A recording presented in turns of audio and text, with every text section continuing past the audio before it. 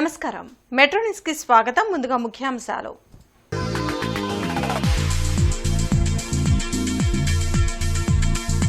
ప్రారంభమైన అసెంబ్లీ సమావేశాలు ఈ నెల 20 వరకు నిర్వహించాలని బీఏసీలో నిర్ణయం.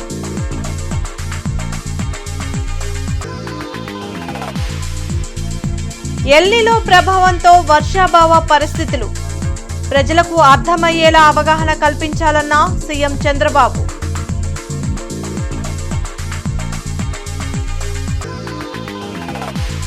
డిఎస్సిపై శాసనసభ మండలిలో విస్తృత చర్చ. డిఎస్సిపై మాట్లాడే నైతిక హక్కు వైసీపీకి లేదన్న మంత్రి అచ్చెన్నాయుడు.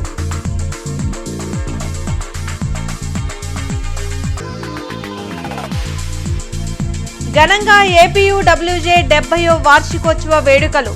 సైబర్ నేరాలు, సోషల్ మీడియా ప్రభావం, ఏఐ టెక్నాలజీపై సెమినార్.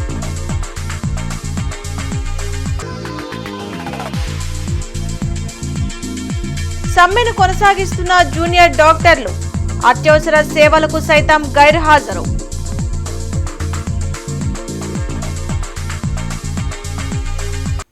ఆంధ్రప్రదేశ్ శాసనసభ వ్యవహారాల సలహా కమిటీ సమావేశం ముగిసింది.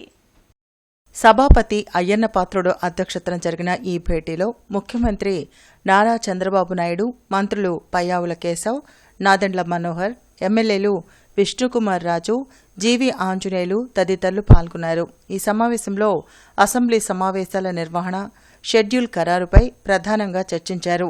బీఏసీ నిర్ణయం మేరకు ఈ నెల 20వ తేదీ వరకు ఆంధ్రప్రదేశ్ అసెంబ్లీ సమావేశాలు జరగనున్నాయి. మొత్తం 4 రోజుల పాటు ఈ సమావేశాలను నిర్వహించాలని బీఏసీ సమావేశంలో అధికారికంగా ఖరారు చేశారు. ఎల్నినో పరిస్థితిని ప్రజలకు అవగాహన కల్పించాల్సిన అవసరం ఉందని సీఎం చంద్రబాబు తెలిపారు. ఎల్నినోపై చర్చ సందర్భంగా అసెంబ్లీలో సీఎం చంద్రబాబు సమీక్షించారు. ఎల్నినో ప్రభావంతో సాధారణ వర్షపాతం కంటే తీవ్రమైన లోటు కనిపించిందని సీఎం చంద్రబాబు అన్నారు. గ్రామాల మధ్య, రాష్ట్రాల మధ్య, దేశాల మధ్య కూడా నీటి సమస్యలు వస్తున్నాయన్నారు. తమిళనాడు, కర్ణాటక మధ్య జరుగు వివాదంపై సుప్రీంకోర్టు కూడా జోక్యం చేసుకుందని తెలిపారు. శ్రీశైలానికి 753 టీఎంసీల నీరు రావాల్సి ఉండగా ఈసారి 214 టీఎంసీలు నీరు మాత్రమే వచ్చిందన్నారు. మన రాష్ట్రానికి కర్ణాటక, మహారాష్ట్ర నుంచి కూడా నీళ్లు వస్తాయని, వాళ్ల రిజర్వాయర్లు నిండిన తరువాత మనకు వస్తాయని వివరించారు. గోదావరి బేసిన్లో కూడా జలాల లభ్యత తక్కువగా ఉందన్నారు. 1179 మిల్లీమీటర్ల వర్షపాతం పడాలి. ఈ సంవత్సరం ఎక్స్పెక్టేషన్ 914, అంటే 22.5% వర్షపాతం తక్కువగా పడుతుందని. అక్టోబర్లో అయితే 54% డెఫిసిట్ పడే పరిస్థితి వస్తుంది. అయితే కాస్తో కూస్తో గోదావరి డెల్టాలో, గోదావరి నదిలో మనకు కొంత నీళ్లు వచ్చే పరిస్థితి వచ్చింది. అందుకని ఈరోజు పట్టిసీమ కూడా కృష్ణా డెల్టాలో నీళ్ల కంటే కూడా త్రాగునీరు ఇవ్వగలిగామంటే దానికి కారణం పట్టిసీమ అని చెప్పి కూడా నేను మీకు తెలియజేస్తున్నా. ఇంకొక పక్కన పెన్నా మొత్తం 135 టీఎంసీ సోమశలకు రావాల్సి వస్తే 51 వస్తాయి. గొట్టా బ్యారేజ్ వంశధార 87కు 36, తోటపల్లి నాగావళి 36కు 27. అంటే కొద్దిగా మనం చూసినప్పుడు పెన్నా బేసిన్ కొంచెం తక్కువ వర్షం నీళ్లు రావడం అలాంటి ప్రమాదం కూడా ఉంది. టోటల్గా మన రాష్ట్రంలో శాసన మండలిలో డిఎస్సిపై చర్చ సందర్భంగా బొత్స సత్యనారాయణ చేసిన వ్యాఖ్యలకు మంత్రి అచ్చెన్నాయుడు స్ట్రాంగ్ కౌంటర్ ఇచ్చారు. 5 ఏళ్ల పాటు అధికారంలో ఉండి నిరుద్యోగ యువతకు మెగా డిఎస్సీ పేరుతో ఆశలు చూపి చివరకు వారిని నట్టేటా ముంచిన వైకాపాకు నాటి విద్యాశాఖ మంత్రి బొత్స సత్యనారాయణకు ఇప్పుడు డిఎస్సీ నియామకాలపై మాట్లాడే కనీస నైతిక హక్కు లేదని రాష్ట్ర వ్యవసాయ శాఖ మంత్రి కింజరపు అచ్చెన్నాయుడు తీవ్రస్థాయిలో ధ్వజమెత్తారు. విద్యాశాఖ మంత్రిగా ఉండి నిరుద్యోగ యువతకు ఒక్క మెగా డిఎస్సీ కూడా ఇవ్వలేకపోయినా బొత్స సత్యనారాయణ డిఎస్సీలో అక్రమాలు జరిగాయంటూ నీతులు మాట్లాడటం సిగ్గుచేటన్నారు. గొడ్డల పార్టీకి లేదధ్యక్ష. అందులో గతంలో పనిచేసినటువంటి విద్యాశాఖ మంత్రి సిగ్గుపడాలి. 5 సంవత్సరాల అధ్యక్ష 2019 నుంచి 2024 వరకు నిరుద్యోగ యువతకి మెగా డిఎస్సి ఇస్తామని చెప్పి నోటిఫికేషన్ చేస్తామని చెప్పి 5 సంవత్సరాలు ఆస్తులు తాకట్టు పెట్టుకొని మొత్తం అప్పులు చేసి ట్రైనింగ్ చేసి ఎలక్షన్లో మాటిచ్చి మాట తప్పారు అధ్యక్ష, మాట తప్పారు. 5 సంవత్సరాలు నిరుద్యోగుల జీవితాలతో ఆడుకున్నారు. అందులో బొత్స సత్యనారాయణ గారు అధ్యక్ష విద్యాశాఖ మంత్రిగా ఉండి కనీసం వాళ్ళ గొడ్డల పార్టీ అధ్యక్షుడికి చెప్పి నోటిఫికేషన్ ఇచ్చుకోలేనటువంటి దద్దమ్మ ఈ రోజు మళ్ళీ శాసనమండలిలో మాట్లాడుతున్నారు అధ్యక్ష. ఏదైతే డిఎస్సి మీద ఉందో దాని మీద చర్చ జరగాలన్నాం. నేను ఒక విషయాన్ని తమ దృష్టి తీసుకొస్తాను. ఇది నాకంటే ఇంతకు ముందు అచ్చెన్నాయుడు గారు అగ్రికల్చర్ మినిస్టర్ గారు మాట్లాడారు. ఆయన మాట్లాడిన భాషను ఒకసారి చూడండి. ఆయన మాట్లాడుతూ బొత్స సత్యనారాయణ గారు దద్దమ్మ, మనిషి పెరిగితే బుద్ధి రాదు, ఎద్దులాగా వచ్చి ఎద్దులాగా ఎత్తితే మనకి వచ్చి తెలుస్తాడు రావు. భాష బాగోవాలి. ఎవడు దద్దమ్మో, ఎవడు అమ్మోతులో ఉన్నాడు, ఎవడు పరిపాలన చేస్తాడు, ఏ రైతులు వచ్చి ఎరువులు లేక వస్తున్నారు, ఏ రైతులు ఇబ్బంది పడతారు రాష్ట్రంలో, ఈ దద్దమ్మ వచ్చి తెలుస్తుంది. దయచేసి ఈ భాష మంచిది కాదు. జూనియర్ డాక్టర్ల స్టైఫండ్ 30% ఇవ్వాలంటూ జూనియర్ డాక్టర్ల అసోసియేషన్ ఆధ్వర్యంలో జరుగుతున్న సమ్మె 8వ రోజుకు చేరుకుంది. జూనియర్ డాక్టర్లు ప్రభుత్వంతో జరిపిన చర్చలు విఫలం కావడంతో సమ్మెను ఉధృతం చేశారు. ఈ సందర్భంగా డాక్టర్ ఈశ్వర్ మాట్లాడుతూ జూనియర్ డాక్టర్లు తమ వృత్తి పట్ల అంకిత భావంతో 36 గంటలు పనిచేస్తున్నారని అన్నారు. ఎన్నిసార్లు ప్రభుత్వానికి విజ్ఞప్తి చేసినా పట్టించుకోవడం లేదన్నారు. అందుకే సోమవారం నుంచి అన్ని అత్యవసర సేవలు నిలిపివేస్తున్నామన్నారు. ఈ కార్యక్రమంలో డాక్టర్ విఘ్నేష్, శరణ్య, స్నేహ తదితరులు పాల్గొన్నారు. ధన్యవాదాలు. ఈరోజు మెయిన్గా మా స్ట్రైక్ 8వ రోజుకు చేరింది. ఈ రోజు నుంచి మేము అన్ని అత్యవసర సర్వీసెస్ లైక్ క్యాజువాలిటీ, ఈఆర్, ఇంకా లేబర్ రూము ఇలాంటివన్నీ ఆపేయడం అయితే జరిగిందండి. మేము అసలు ఈ దశకి రావడానికి అయితే మాకు ముందు నుంచి ఇష్టం అయితే లేదు. పేషెంట్ కేర్ని ఆపాలని మాకు ఇంటెన్షన్ ఫస్ట్ నుంచే లేదండి. కానీ 7 రోజులు స్ట్రైక్ మేము చేసినా కూడా కనీసం మా స్ట్రైక్ని పట్టించుకోకుండా మా డిమాండ్స్ని అసలు ఆలోచించి వాళ్ళు ఏమీ ముందుకు వెళ్ళకపోవడం వల్ల ఈరోజు ఈ స్ట్రైక్ రావాల్సి వచ్చింది. ఇప్పటికి కూడా గవర్నమెంట్ మేము కోరుకునేది ఒకటే అండి, మా బాధలు అవన్నీ అర్థం చేసుకొని మేము మాకు చెందింది మాకు దక్కించాలని కోరుకుంటున్నాము. వాళ్ళు మమ్మల్ని పిలిచి మాతో మాట్లాడి ఒక సానుకూల చర్చలు జరిపి మేము అనుకునేది మాకు ఇస్తే ఇప్పటికిప్పుడే మేము డ్యూటీలోకి వెళ్ళడానికి చాలా సిద్ధంగా ఉన్నామండి. అసెంబ్లీ వర్షాకాల సమావేశాలు ప్రారంభమయ్యాయి. మెగా డిఎస్సి 2025పై అసెంబ్లీలో మంత్రి లోకేష్ మాట్లాడారు. డిఎస్సిని చాలా బాధ్యతగా తీసుకుని నిర్వహించామని మంత్రి లోకేష్ పేర్కొన్నారు. ఏటా డిఎస్సిని నిర్వహిస్తామని ఎన్నికల ముందు హామీ ఇచ్చాం. మొత్తం 148 రోజుల్లోనే డిఎస్సి నియామకాలు పూర్తి చేశాం. విద్యా వ్యవస్థలో తెలుగుదేశం పార్టీ ప్రభుత్వం ఎన్నో సంస్కరణలు అమలు చేసింది. టీచర్ల నియామకాలు, బదిలీలు పారదర్శకంగా ఉండాలని సీఎం భావించారు. మా ప్రభుత్వం టీచర్లను సింగపూర్, ఫిన్లాండ్లకు పంపింది. గతంలో వైకాపా ప్రభుత్వం టీచర్లను మద్యం దుకాణాల ముందు నిలబెట్టింది అని మంత్రి లోకేష్ అన్నారు. డిఎస్సిపై జగన్ టీం 11 అనవసర ఆరోపణలు చేస్తుంది. కులం, మతం పేరుతో వైకాపా రాష్ట్రంలో చిచ్చు పెడుతోంది. గొడ్డలి పార్టీ అధ్యక్షుడు సభకు రాలేదు. జగన్ అనే వ్యక్తి అంబేద్కర్ రాజ్యాంగాన్నే ప్రశ్నిస్తున్నారు. అంబేద్కర్ రాజ్యాంగంలో రిజర్వేషన్లు తీసుకొచ్చారు. వర్టికల్, హారిజాంటల్ రిజర్వేషన్లను పారదర్శకంగా నిర్వహించాలనే లక్ష్యంతో ఉన్నాం. ప్రెస్ మీట్లు ఎందుకు? జగన్ సభకు ఎందుకు రాలేదు? తేదీ, సమయం ఖరారు చేయండి. చర్చకు నేను సిద్ధం. సభ లోపలైనా వెలుపలైనా ఎక్కడైనా నేను సిద్ధం. నేనేమీ పారిపోవట్లేదు. మీలాగా నాపై సిబిఐ కేసులు లేవు. బెయిల్పై లేను. సభకు వచ్చి చర్చించాలని సవాల్ విసురుతున్నానని మంత్రి లోకేష్ అన్నారు. 148 రోజుల్లో 141 కేసులు డిఎస్సి జరగద్దు, డిఎస్సి ఆపండి అని కేసులు వేశారు అధ్యక్ష. అంటే ఇది ఎందుకు చెప్తున్నానంటే గౌరవ సభ్యులందరూ కూడా ఎట్టి పరిస్థితుల్లో డిఎస్సి జరగకూడదు. ఇది గౌరవ ముఖ్యమంత్రి గారి తొలి సంతకం. అది ముందర వెళ్ళకూడదన్న లక్ష్యంతో వైకాపా నాయకులు ఆనాడు కేసులు వేసినా మనం ఇచ్చిన నోటిఫికేషన్ పకడ్బందీగా ఉంది కనుక అన్ని రూల్స్ పాటించాం కనుక అధ్యక్ష, నేను డిపార్ట్మెంట్ కూడా చెప్పాను, నోటిఫికేషన్ ఎక్కడన్నా లీగల్ స్క్రూటినీలో ఫెయిల్ అయితే మటుకు I will be very serious on department అని చెప్పాను అధ్యక్ష. ఆనాడు ఇప్పుడు సిఆర్డీ కమిషనర్గా ఉన్న విజయరామరాజు గారు commissioner for school education. APUWJ ఆవిర్భావ దినోత్సవ వేడుకలు గుంటూరులో వైభవంగా జరిగాయి. నగర కమిటీ ఆధ్వర్యంలో అమరావతి రోడ్ హిందూ ఇంజనీరింగ్ కళాశాలలో ఆవిర్భావ దినోత్సవ వేడుకలను నిర్వహించారు. తొలుత యూనియన్ ప్రతినిధులు నగరంలో బైక్ ర్యాలీ నిర్వహించారు. అనంతరం సైబర్ నేరాలు, సోషల్ మీడియా ప్రభావం, ఏఐ టెక్నాలజీపై సెమినార్ జరిగింది. ఇస్రో పూర్వ శాస్త్రవేత్త చందు సాంబశివరావు, ఆచార్య నాగార్జున విశ్వవిద్యాలయం జర్నలిజం విభాగాధిపతి జ్యోతిర్మయి, సైబర్ సెల్ పోలీస్ అధికారి కిషోర్ పాల్గొని ఆయా అంశాలపై ప్రసంగించారు. అదేవిధంగా జర్నలిజం వృత్తిలో విశేషమైన సేవలందిస్తున్న సీనియర్ జర్నలిస్టులను ఘనంగా సత్కరించి అభినందించారు.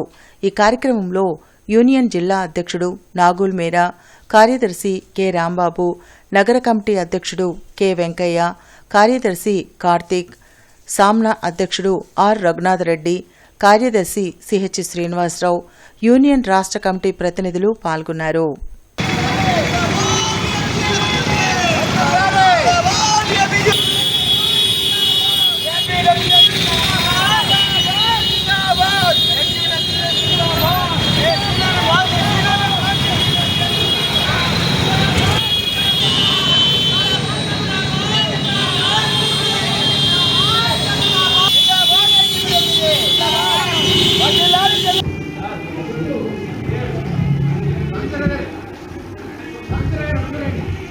మోహన్జ్యోతి గారు గత 25 years నుంచి సిటీ గేట్లో న్యూస్ ప్రెజెంట్గా ఉన్నారు. వర్షం వచ్చినా ఎండొచ్చినా డ్యూటీ మాత్రం ఖచ్చితంగా చేయాల్సింది. మేడం గారు డ్యూటీ చేస్తారు, మిగతా వాళ్ళ చేత డ్యూటీ చేయిస్తారు. 30 years ఇండస్ట్రీ.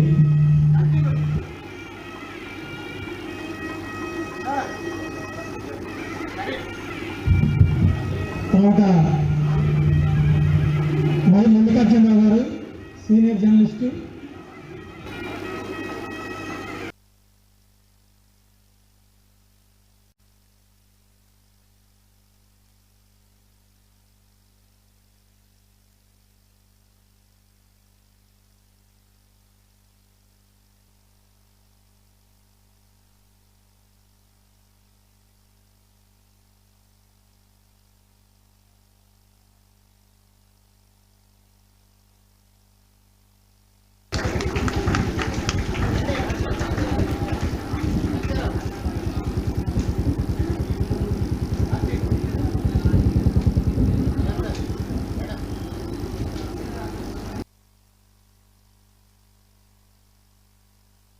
రెండు ముఖ్యమైనటువంటి విషయాలు నేను ఈ రోజున ప్రస్తావించదలుచుకున్నాను.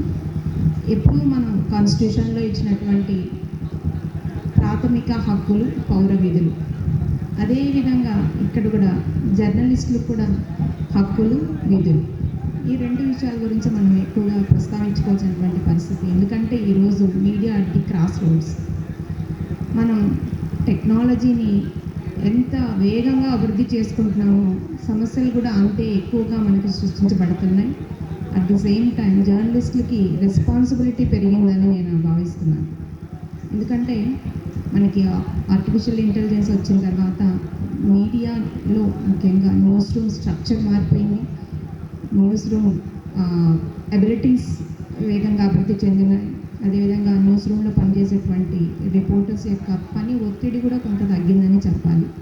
జిల్లా వ్యాప్తంగా ఉన్న 1,20,000 మంది కౌలు రైతులకు కౌలు గుర్తింపు కార్డులు ఇచ్చి బ్యాంకుల ద్వారా రుణాలు ఇప్పించాలని ఆంధ్రప్రదేశ్ రైతు సంఘం నేతలు కలెక్టరేట్లో ఆందోళన వ్యక్తం చేశారు. ఈ సందర్భంగా ఏపీ రైతు సంఘం అధ్యక్షులు కొల్లి రంగారెడ్డి మాట్లాడుతూ ప్రస్తుతం నెలకొన్న వర్షాభావం కారణంగా కరువు జిల్లాలుగా ప్రకటించి రైతులకు నష్టపరిహారం ఇవ్వాలని డిమాండ్ చేశారు. అంతేకాకుండా రైతులు పండించిన పంటకు గిట్టుబాటు ధర కల్పించాలని విజ్ఞప్తి చేశారు.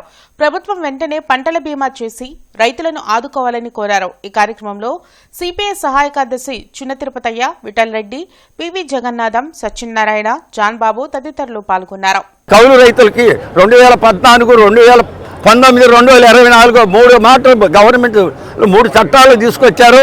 ఏ చట్టం రైతాంగానికి ఉపయోగపడతలేదు.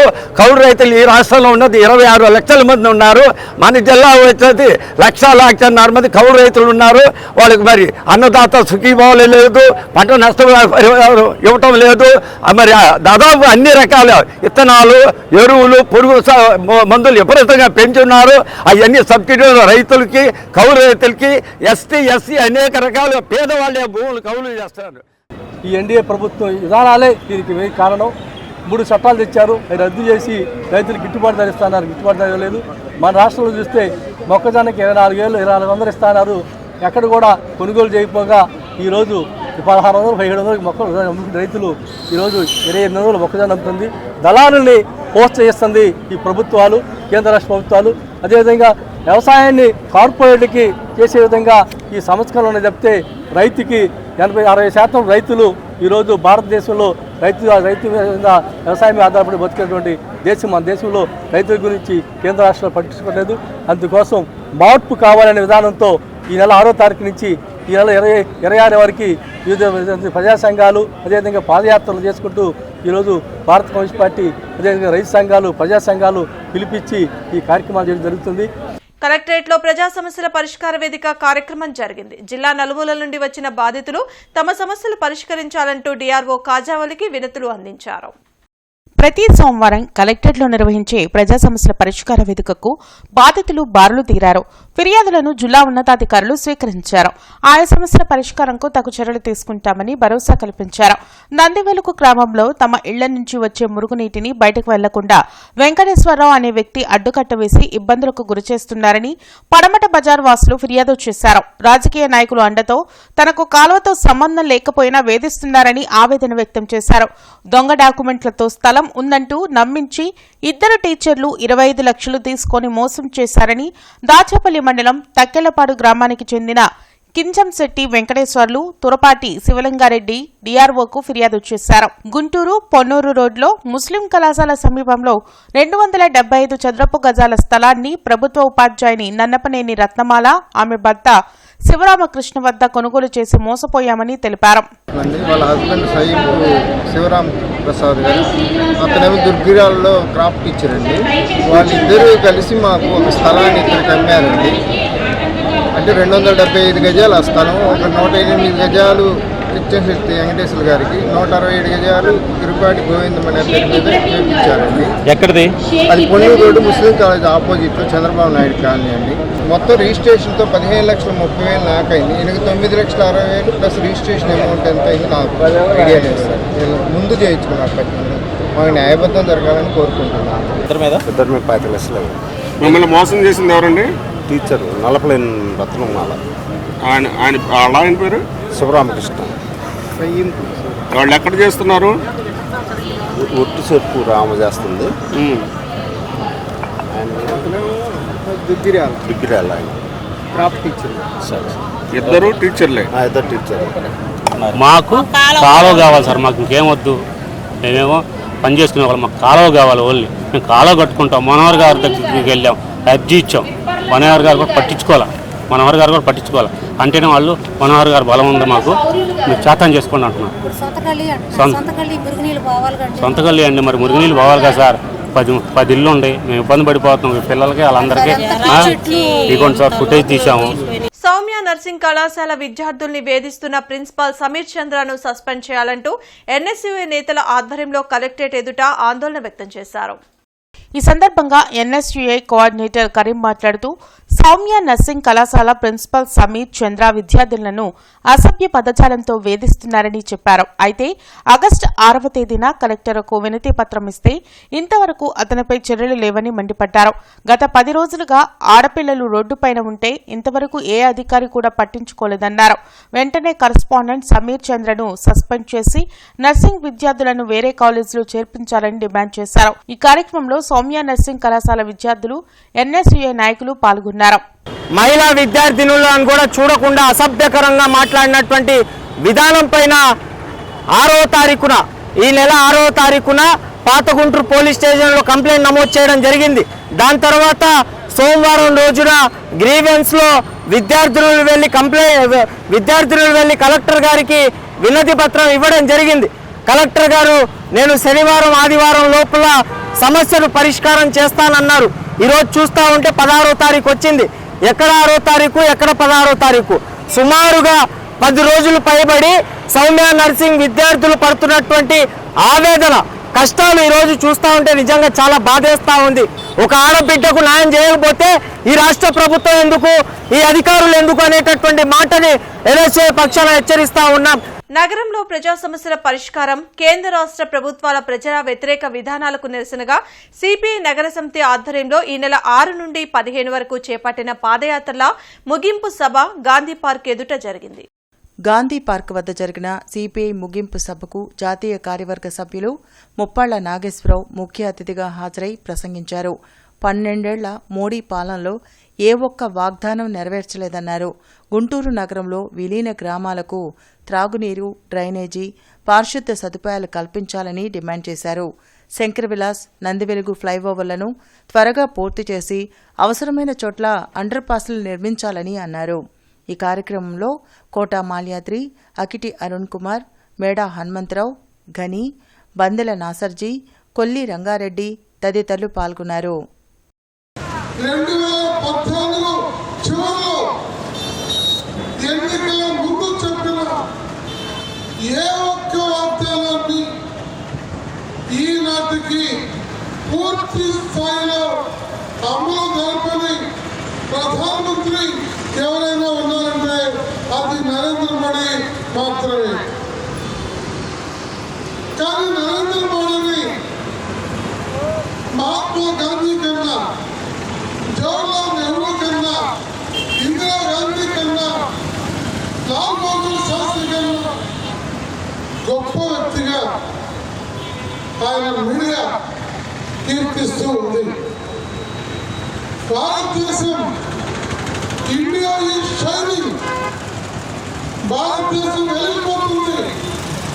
ప్రపంచ దేశాల్లో భారతదేశ కీర్తి ప్రతిష్టలు బ్రహ్మాండంగా వెలిగిపోతున్నాయని అదాని అంబానీల మీడియాలో ప్రజల మనసులో ఒక తప్పుడు ప్రచారాన్ని చేస్తూ ఉన్నాయి. అడవి తక్కిళ్లపాడు తాము కొనుగోలు చేసిన ఫ్లాట్లను 22A జాబితా నుండి తొలగించి తమకు న్యాయం చేయాలని శ్రీశక్తి అసోసియేషన్ సభ్యులు డిఆర్ఓ కాజావల్లికి వినతిపత్రం అందజేశారు. 1985లో అంజిరెడ్డి వెల్ఫేర్ అసోసియేషన్ ద్వారా నెలకు 200 రూపాయల చొప్పున 5 ఏళ్లు చెల్లించి ఫ్లాట్లు కొనుగోలు చేశామని అసోసియేషన్ సభ్యులు తెలిపారు. 2001లో లేఅవుట్కు ప్రభుత్వ అనుమతి పొందామని, అయితే 2003లో సుమారు 4500 ఫ్లాట్లను 22A పరిధిలో చేర్చారని పేర్కొన్నారు. తమకు సంబంధించిన సుమారు 40 ఎకరాల భూమితో పాటు మొత్తం 200 ఎకరాలను ప్రభుత్వం స్వాధీనం చేసుకుందని తెలిపారు. ఈ వ్యవహారంపై ఆర్డీఓ, తహసీల్దార్, కలెక్టర్లకు పలుమార్లు వినతులు ఇచ్చినా సమస్య పరిష్కారం కాలేదన్నారు. తమ వద్ద ఫ్లాట్లకు సంబంధించిన ఒరిజినల్ పత్రాలు, లేఅవుట్ అనుమతులు ఉన్నాయని 22A నుంచి తొలగించి ఫ్లాట్లను తమకు అప్పగించాలని కోరారు. శ్రీశక్తి అసోసియేషన్ సార్ మాది. సొసైటీ తరఫున 200 మంది మెంబర్స్ ఉన్నాము. ఈరోజు అందరూ కూడా 100 మంది పైనే ఉన్నారు మెంబర్స్ అందరూ కూడా. 85లో మేము కొనుక్కున్నాం స్థలాలు, అడవి తక్కలపాడు స్థలాలు. అప్రూవ్డ్ లేఅవుట్ కూడా ఉంది మాకు. 2001లోనే ఉంది. 2001లో ఉన్నా కానీ మా 22A కింద పెట్టారు అప్పటి. ఆ 22A కింద నుంచి తీసేయమని ఎప్పటి నుంచో మేము కలెక్టర్ గారిని ఇక్కడ అడుగుతున్నాము. ఈరోజు సొసైటీ తరఫున అందరం 100 మంది పైనే ఉన్నారు సార్. మొత్తం వచ్చాము, మాకు న్యాయం జరగాలి, సత్వరమే న్యాయం జరగాలి, కలెక్టర్ గారు న్యాయం చేయాలి. తర్వాత పెద్ద వాళ్ళు మాత్రం వాళ్ళు వేరే రకంగా ప్రయత్నం చేస్తున్నారు. మా ఏమో చిన్న వాళ్ళం, మేము వేరే రకంగా ప్రయత్నం చేయలేం. మావి మాత్రం మొత్తం గవర్నమెంటే తీసుకుంది. మాది గవర్నమెంటే హ్యాండ్ ఓవర్ 22 కింద పెట్టి వాళ్ళు ఆ డిపార్ట్మెంట్ ఈ డిపార్ట్మెంట్ కానీ హ్యాండ్ ఓవర్ చేశారు. మొత్తం ఎన్ని ప్లాట్లు హ్యాండ్ ఓవర్ చేసుకున్నారు? మొత్తం అన్ని దాదాపు 200-300 ప్లాట్లు 200 ఎకరాలు ఆక్యుపై చేసిందండి గవర్నమెంట్. దాంట్లో మావి 40 ఎకరాలు. అందులోనే పోలీస్ స్టేషన్ కూడా కట్టారు. అయ్యో ప్లాట్లు మాకు అన్ని డాక్యుమెంట్లు ఉన్నాయి, అంతా ఉన్నది, ఉడా అప్రూవల్ ఉన్నది. ఎన్నిసార్లు మేము కోర్టు చివరికి ఏంటంటే ఆర్డీఓ దగ్గరికి, తహసీల్దార్ దగ్గరికి, చివరి కలెక్టర్ గారికి అన్ని రిప్రజెంటేషన్లు ఇచ్చినా మేము 22A కింద పెట్టాం, మీకు లేదు, హక్కు లేదని చెబుతున్నారు. మేము కోర్టులో కూడా కేసు వేసామప్పుడు, కేసు కూడా నడుస్తూ ఉంది. ఇప్పుడు అది స్టే ఆర్డర్ పెట్టారు. పెట్టినా కానీ ఒక నెంబర్లో మళ్ళీ ఎవరు మన షెడ్లు వేస్తున్నారు, ఎవరు దౌర్జన్యం చేసి ఫ్రీడమ్ ఫైటర్స్ కింద మాకు ఇచ్చారని చెప్పి దౌర్జన్యం చేసి వేస్తున్నారు. డాక్యుమెంట్లో ఒరిజినల్ డాక్యుమెంట్స్ మా దగ్గర ఉన్నాయి. ఇప్పుడు మీకు ఏం కావాలనుకోవచ్చారు? మా ప్లాట్లు మాకు ఇప్పించమని మేము అడుగుతున్నాం. అది తీసేస్తే మా ప్లాట్లు మాకు వస్తాయి. జిల్లా ఎస్పీ కార్యాలయంలో ప్రజా సమస్యల పరిష్కార వేదిక కార్యక్రమం జరిగింది. జిల్లా నలుమూలల నుండి వచ్చిన బాధితులు తమ సమస్యలు పరిష్కరించాలంటూ ఎస్పీ కార్యాలయంలో అధికారులకు వినతులు ఇచ్చారు. ప్రతి సోమవారం ఎస్పీ కార్యాలయంలో నిర్వహించే ప్రజా సమస్యల పరిష్కార వేదికకు బాధితులు భారీగా తరలివచ్చారు. ఫిర్యాదులను పోలీసు ఉన్నతాధికారులు స్వీకరించారు. ఆయా సమస్యల పరిష్కారానికి తగు చర్యలు తీసుకుంటామని భరోసా కల్పించారు. గుంటూరులో హోంగార్డ్ గా పనిచేస్తున్న తమ భర్త వేరే మహిళతో అక్రమ సంబంధం పెట్టుకుని ఆమె దగ్గరే ఉంటున్నారని బేబీ రాణి ఫిర్యాదు చేశారు. తన భర్త ఆరోగ్యరీత్యా పిచ్చిరెడ్డి దగ్గర 10 లక్షలు అప్పు తీసుకుని 9 లక్షలు చెల్లించానని పారిశుధ్య కార్మికురాలు అయిన కుమారి తెలిపింది. మిగిలిన డబ్బు ఇస్తామని చెప్పినా వినకుండా తన ఇంటికి తాళం వేసి బయటకు గెంటేశారని కన్నీట పర్యంతమయ్యారు. నన్ను వదిలేసి 5 నెలల నుంచి తనతోనే ఉంటున్నాడు. ఉంటుంటే ఇంకా పోలీస్ స్టేషన్కి వెళ్ళి కంప్లైంట్ పెట్టాను. కంప్లైంట్ తీసుకోవట్లేదు. నేను ఫోన్ చేసి ఏమంటే మీరు రాండి అని చెప్పేసానంటే మా ఆయన రాను కూడా రావట్లేదు. కనీసం సార్లు ఫోన్ చేసినా కానీ ఫోన్ స్విచ్ ఆఫ్ చేసి పెట్టుకుంటున్నాడే కానీ కనీసం రాను కూడా రావట్లేదు. రెస్పాన్స్ కూడా అవ్వటం లేదు. పోలీసులు కూడా నాకు ఏ సహాయం చేయట్లేదు. కంప్లైంట్ తీసుకోండి సార్ అన్నా కానీ కంప్లైంట్ కూడా తీసుకోవటం లేదు. ఎఫ్ఐఆర్ కట్టమన్నా కట్టలేదు. ఇల్లు నేను లోన్ పెట్టుకొని ఇల్లు కట్టుకున్నా సార్. పిల్లలకు ఉంటుంది, నేను చచ్చిపోయినా. నా భర్త ఇటు కూడా పోయాడు. ఆయన 10 లక్షలు పెట్టుకున్నా కానీ నా భర్త బతకలేదు సార్. నా చిన్న కొడుకు చచ్చిపోయిండు. నాకు 2 కొడుకులు సార్. నా చిన్న కొడుకు కూడా చచ్చిపోయిండు. నా కొడుకు ఒంటరిగాడు, ఎవరు ఏం చేస్తారని మేము భయపడేది. నేను ఇచ్చాగా సార్ అని అంటే మమ్మల్ని నా కొడుకు బానిచ్చి కొట్టి మమ్మల్ని బయటికి నెట్టి తాళాలు కూడా తీసుకొని వాళ్ళిద్దరు ఆడవాళ్ళని పెట్టి అమ్మ ఇంతలా తాళ బుర్రలు వేసుకున్నారు సార్ గేటుకి. యూటీఎఫ్ హాల్లో ప్రజా సైన్స్ ఉద్యమ నేత, అక్షరాస్యత ఉద్యమ రూపశిల్పి డాక్టర్ ఎంపీ పరమేశ్వరన్ సంస్మరణ సభ జనచైతన్య వేదిక ఆధ్వర్యంలో నిర్వహించారు. ఈ కార్యక్రమానికి జనచైతన్య వేదిక అధ్యక్షులు వల్లంరెడ్డి లక్ష్మణ్ రెడ్డి అధ్యక్షత వహించారు. శాసన మండలి మాజీ సభ్యులు విటపు బాలసుబ్రహ్మణ్యం ప్రసంగిస్తూ ఎంపీ పరమేశ్వరన్ కేరళకు చెందిన వారైనప్పటికీ వారు రూపొందించిన విజ్ఞాన, అక్షరాస్యత వ్యూహాలు ఆంధ్రప్రదేశ్లోని గ్రామీణ ప్రాంతాల్లో లక్షలాది మంది జీవితాలలో వెలుగులు నింపడమే కాకుండా మహిళా సాధికారతకు, ప్రజా ఉద్యమాలకు పునాది వేశాయన్నారు. ఆయన సిద్ధాంతాలను, ఆశయాలను ముందుకు తీసుకువెళ్లడమే మనం ఆయనకి అర్పించే నిజమైన నివాళి అన్నారు. 1956 నుంచి 1976 వరకు బొంబాయిలోని బాబా అటామిక్ రీసెర్చ్ సెంటర్లో అణుశాస్త్రవేత్తగా కృషి చేసి అనంతరం రాజీనామా చేసి కేరళ శాస్త్ర సాహిత్య పరిషత్ను బలోపేతం చేశారని తెలిపారు. అనంతరం లక్ష్మణ్ రెడ్డి ప్రసంగిస్తూ ఎంపీ పరమేశ్వరన్ స్ఫూర్తితో 1990లో అక్షరాస్యత వ్యాప్తి కోసం భారత జ్ఞాన విజ్ఞాన సమితిని నేషనల్ లిటరసీ మిషన్ సహకారంతో నాటి కేంద్ర విద్యాశాఖ కార్యదర్శి అనిల్ బోర్డియాలతో పాటు ఏఏఎస్ అధికారులు ఎలెన్ మిశ్రా, అనితా కౌల్ నేతృత్వంలో దేశవ్యాప్తంగా సంపూర్ణ అక్షరాస్యత ఉద్యమం ప్రజా ఉద్యమంగా నడిచిందన్నారు. అనంతరం వక్తలందరూ డాక్టర్ ఎంపీ పరమేశ్వరన్ చిత్రపటానికి పూలమాల వేసి నివాళులర్పించి మౌనం పాటించారు. ఈ కార్యక్రమంలో జన విజ్ఞాన వేదిక రాష్ట్ర ప్రధాన కార్యదర్శి తవ్వా సురేష్, గుంటూరు జిల్లా అధ్యక్షులు జాన్ బాబుతో పాటు వివిధ ప్రజా సంఘాల, కార్మిక సంఘాల నేతలు పెద్ద సంఖ్యలో పాల్గొన్నారు. తప్పదు, ఈ ఘర్షణకు కూడా సిద్ధపడి కార్యకర్తలు దీంట్లో పనిచేయాలి తప్ప అమాయకంగా పనిచేస్తే కుదిరే వ్యవహారం కాదు. ఈ పాయింట్ ఎంపీకి తెలియకుండా దీంట్లోకి ఏం దిగల. మా అందరికి కూడా ఈ పాఠం చెప్పేది ఇచ్చాడు ఆయన. మాకు కూడా కళ్ళ ముందర అర్థమవుతానే ఉన్నదన్నమాట. ఇది ఒక పెద్ద విషయం. లాస్ట్లో ఒక పాయింట్ నేను చెప్పి నేను సెలవు తీసుకుంటా. కేరళలో ఆయన ఒక ప్రయోగం చేశాడు. అది ఏంటనంటే పంచాయతీ పీపుల్స్ పంచాయత్ ప్లానింగ్. అంటే ప్రతి పంచాయతీకి ఒక గ్రూప్ వెళ్ళి ఆ పంచాయతీని మొత్తం సర్వే చేసి అందులో ఉన్న వనరులన్నిటినీ చూసి ఆ ఊరికి ఏం కావాలనో తేల్చి ఆ ఊరి అభివృద్ధికి ఒక 5 ఏళ్ల అభివృద్ధికి కావలసిన ఒక ప్రణాళికను అక్కడున్న వాళ్ళతోనే కూర్చొని చేయడం. మేము కూడా పోయి దాన్ని చూసాం. Micro planning. దీన్ని అక్కడితో ఆగకుండా 73, 74 అధికరణాలు సవరణ వచ్చిన తర్వాత పంచాయతీరాజ్ చట్టంలో రాజ్యాంగ సవరణ వచ్చిన తర్వాత కేరళలో ఎల్డీఎఫ్ ప్రభుత్వం అధికారంలోకి వచ్చిన తర్వాత 40% ప్లాన్ బడ్జెట్ని పంచాయతీలకి కేటాయించింది.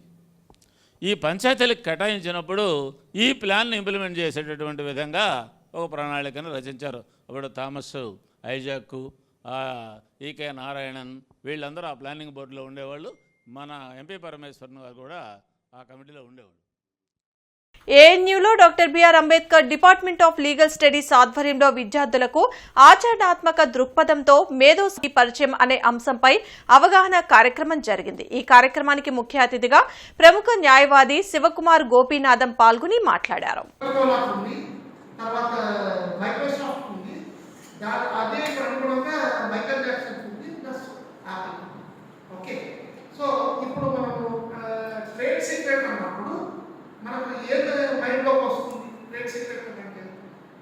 టీడీపీ రాష్ట్ర కార్యనిర్వహణ కార్యదర్శి కసుకుర్తి హనుమంతరావు జన్మదిన వేడుకలు గుంటూరులో ఘనంగా నిర్వహించారు.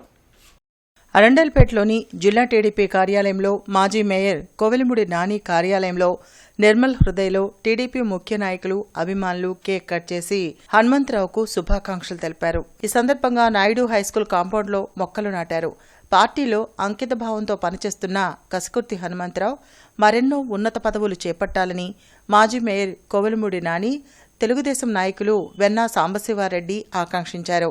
ఈ కార్యక్రమంలో వడ్డాణం హరిబాబు, డేగల ప్రభాకర్, మన్నవ వంశీ, చిట్టాబత్తిన చిట్టిబాబు, ఈరింటి వరప్రసాద్ తదితరులు పాల్గొన్నారు. గత 35 సంవత్సరాలుగా ప్రతి కార్యక్రమంలో కూడా పాల్గొన్న సోదరుడు హనుమంతరావుకి జన్మదిన శుభాకాంక్షలు తెలియజేస్తున్నాను. అతనికి పార్టీ పట్ల ఎంత నిబద్ధత, అంకిత బాగుంటుందంటే మీరు ఎప్పుడైనా చూసుకోండి. గత 35 సంవత్సరాల్లో ప్రతి ప్రోగ్రాంలో కూడా హనుమంతరావు లేకుండా ఏ ప్రోగ్రాం జరగలేదు. ఇక్కడ ప్రతి తెలుగుదేశం కార్యకర్త వారికి ఇక్కడికి వచ్చేసి వాళ్ళ నిర్మల హృదయంలో డిజేబుల్ పీపుల్కి కొన్ని వారికి కావాల్సిన నిత్యావసర సరుకులు పంపిణీ చేయడం జరిగింది. తప్పకుండా భగవంతుడు దేవదేవుడు శ్రీ వెంకటేశ్వర స్వామి ఆశీస్సులతో తెలుగుదేశం పార్టీలో ఇంకా పేదల పట్ల పనిచేసే విధంగా భగవంతుడు ఆయనకి ఆయుష్, ఆరోగ్యం ఇవ్వాలని ప్రార్థిస్తూ వారికి ముందుగా హృదయపూర్వకంగా జన్మదిన శుభాకాంక్షలు తెలియజేస్తా ఉన్నాం. వారికి వారి కుటుంబ సభ్యులు అందరూ కూడా ఆ దేవుడి ఆశీస్సులు ఉండాలని ముఖ్యంగా కోరుకుంటా ఉన్నాం. మరి మా అందరికి కూడా ఒక 35 సంవత్సరాల నుంచి మంచి స్నేహితుడు, తెలుగుదేశం పార్టీ అంటే కరుడుగట్టినటువంటి సైనికుడు. మరి ప్రతిపక్షంలో ఉన్నప్పుడు మొన్న ఏదైతే మరి 19 నుంచి 24 దాకా కూడా ఉన్నటువంటి ఆనాటి జగన్ ప్రభుత్వానికి వ్యతిరేకంగా అనేక ధర్నాలు, రాస్తారోకోలు చేసినటువంటి జీఎంసీలో పీజీఆర్ఎస్ కు ప్రజల నుండి వచ్చే ఫిర్యాదుల్ని పూర్తి స్థాయిలో పరిష్కరించి అవి పునరావృతం కాకుండా శాశ్వత పరిష్కారం చూపాలని కమిషనర్ మయూర్ అశోక్ జీఎంసీ విభాగాధిపతుల్ని ఆదేశించారు. జీఎంసీ కౌన్సిల్ సమావేశ మందిరంలో నిర్వహించిన ప్రజా సమస్యల పరిష్కార వేదిక కార్యక్రమంలో కమిషనర్ మయూర్ అశోక్ పాల్గొని ప్రజల నుండి అర్జీలను నేరుగా స్వీకరించారు. ఈ సందర్భంగా ఆయన మాట్లాడుతూ క్షేత్రస్థాయిలో ప్రజలు ఎదుర్కొంటున్న సమస్యలను గుర్తించి వాటికి శాశ్వత పరిష్కారం చూపాలని అధికారులకు సూచించారు. క్షేత్రస్థాయిలో దరఖాస్తుదారు సంతృప్తి చెందేలా పనులు జరగాలని ఆదేశించారు. ముఖ్యంగా పారిశుద్ధ్యం, డ్రైనేజీ సమస్యలు, త్రాగునీటి సరఫరా, వీధి దీపాల వంటి మౌలిక సదుపాయాలకు సంబంధించి ఫిర్యాదులపై తక్షణ స్పందన ఉండాలన్నారు. ఈ కార్యక్రమంలో అదనపు commissioner Kishore, doctor Shantikala, SC Sundarramireddy, AE Tirupati Naidu, manager Balaji Basha పాల్గొన్నారు. Telugu Desam party working president Nara Lokesh ని గుంటూరు జిల్లా తెలుగు యువత అధ్యక్షులు రావిపాటి సాయికృష్ణ మర్యాదపూర్వకంగా కలిసిన సందర్భంగా మంత్రి లోకేష్ ఆప్యాయంగా పలకరించి యోగక్షేమాలు అడిగి తెలుసుకున్నారు. అసెంబ్లీ సమావేశాల ప్రారంభం సందర్భంగా ఆనవాయితీ ప్రకారం అమరావతి రాజధానిలోని వెంకటపాలెంలో తెలుగుదేశం పార్టీ వ్యవస్థాపక అధ్యక్షులు స్వర్గీయ ఎన్టీఆర్ విగ్రహానికి పూలమాలలు వేసి నివాళులర్పించే కార్యక్రమానికి హాజరైన Telugu Desam party working president Nara Lokesh, party రాష్ట్ర అధ్యక్షులు పల్లా శ్రీనివాస్, పార్టీ జిల్లా అధ్యక్షులు పిల్లి మాణిక్యారావు, మంత్రులు, శాసనసభ్యులతో కలిసి రావిపాటి సాయికృష్ణ పాల్గొన్నారు. బులెటిన్ ముగించే ముందు ముఖ్యాంశాలు మరోసారి.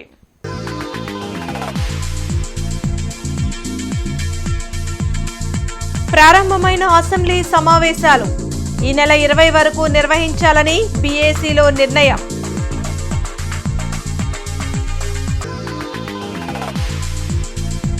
ఎల్నినో ప్రభావంతో వర్షాభావ పరిస్థితులు, ప్రజలకు అర్థమయ్యేలా అవగాహన కల్పించాలన్న సీఎం చంద్రబాబు.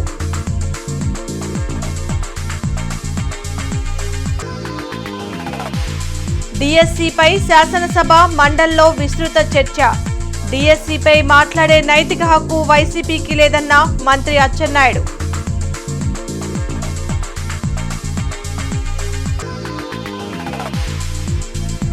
ఘనంగా ఏపీయూడబ్ల్యూజే 70వ వార్షికోత్సవ వేడుకలు. సైబర్ నేరాలు, సోషల్ మీడియా ప్రభావం, ఏఐ టెక్నాలజీపై సెమినార్.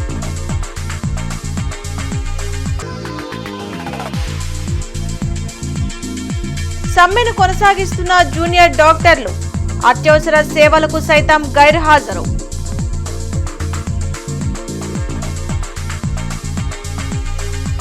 ఈ వార్తలు ఇంతటితో సమాప్తం. నమస్కారం.